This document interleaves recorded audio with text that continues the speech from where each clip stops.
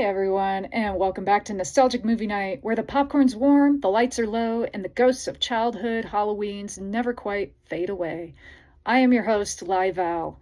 Now, I know some people start hanging Christmas lights on November 1st, but around here, Halloween doesn't end until Thanksgiving starts. That means it's still perfectly acceptable to have pumpkins on the porch, candy wrappers on the coffee table, and a spooky movie or two playing after dark.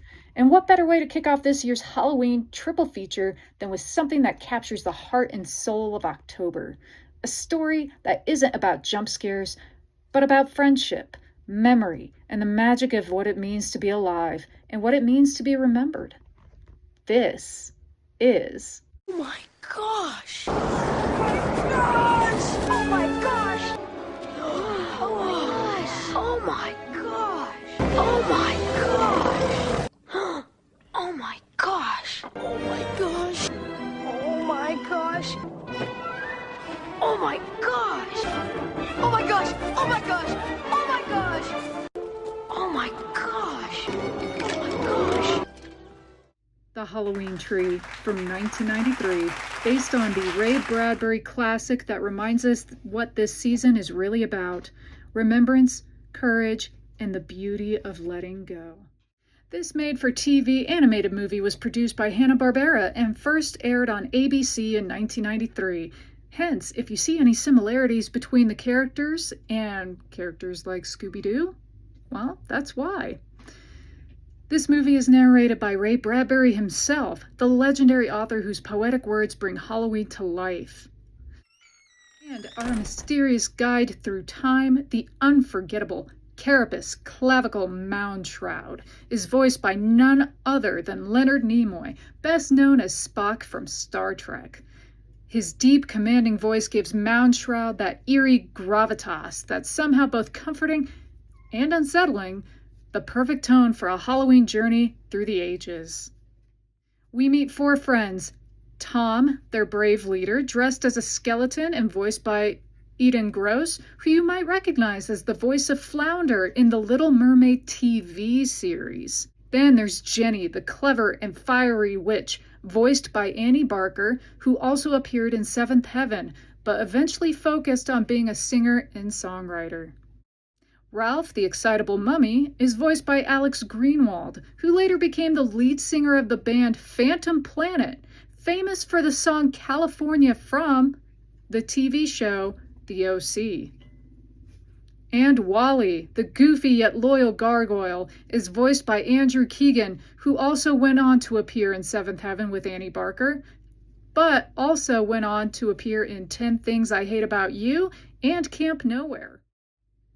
And of course, there's Pipkin, Pip to his friends, voiced by Kevin Smets, who later goes on to be the effects production assistant for the movies The Day After Tomorrow and The Chronicles of Riddick. Pip doesn't get to join the others for trick-or-treating, though. He's rushed to the hospital before the night even begins.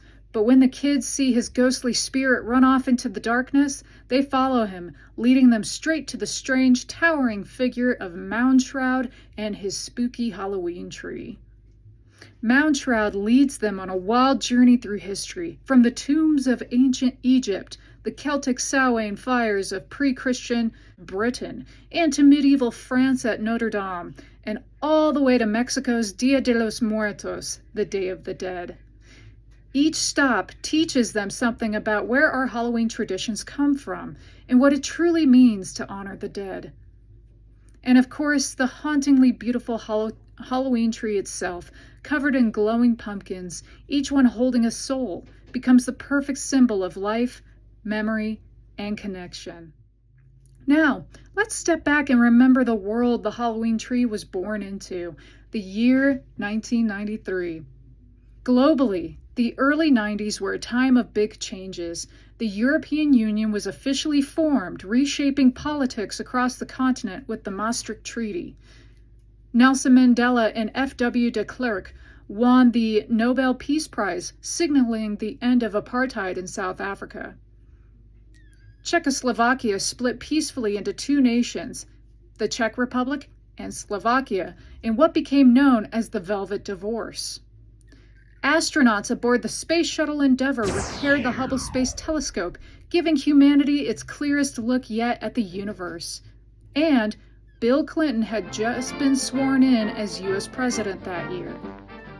And on the ground, Mount Etna had erupted in Italy in 1991 and lasted for 473 days, all the way into 1993, reminding everyone just how alive the Earth could be. But Mount Shishaldin and Mount Makushan in the U.S. also erupted, as well as Mount Canlaon in the Philippines. Talk about an explosive year. And Saturday mornings were filled with cartoons such as Animaniacs, Rugrats, and Are You Afraid of the Dark?